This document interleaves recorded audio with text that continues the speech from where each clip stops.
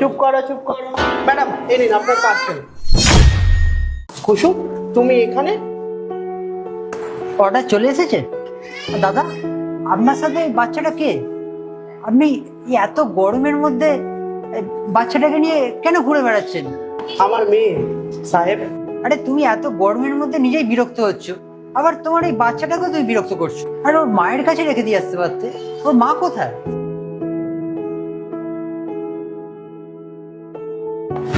Actually ওর মা নেই। ওর মা নেই মানে?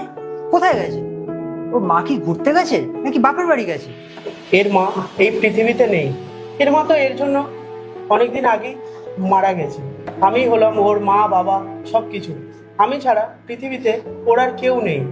আর ওর ঠাকুমা বাড়িতে রয়েছে, আর ওর দাদুর শরীর খারাপ, সেই জন্য আজই গ্রামে ফার্স্ট ট্রেন ধরে বাড়ি চলে গিয়েছে। এর জন্যই আমি একে নিয়ে এসেছি।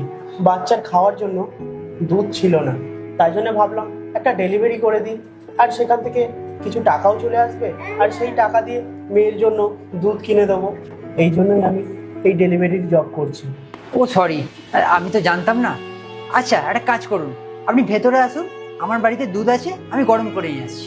আপনি বাচ্চাটাকে নিয়ে বসুন আর দুধটা খাইয়ে দিন, আর একটু আমার বাড়িতে এসে রেস্ট নিয়ে যান। না না সাহেব, আপনি আমাকে টাকাটা দিয়ে দিন, আমি চলে যাব।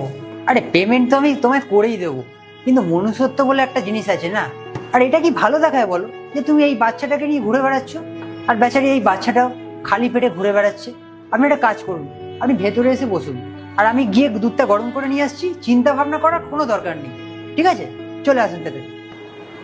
ঠিক আছে সাহেব।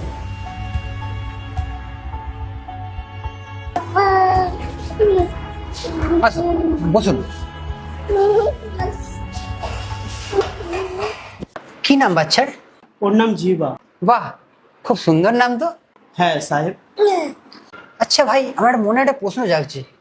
আপনি আমাকে ভালোভাবে জানাননি, ওর মা একসাথে থাকে না?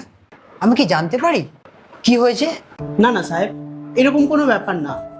ওর মা আমাকে বিয়ে করে অনেক বড় ভুল করেছে, আর এটা ওর মা অনেক পরে রিয়েলাইজ করে, যখন আমার সাথে থাকতে চায় না।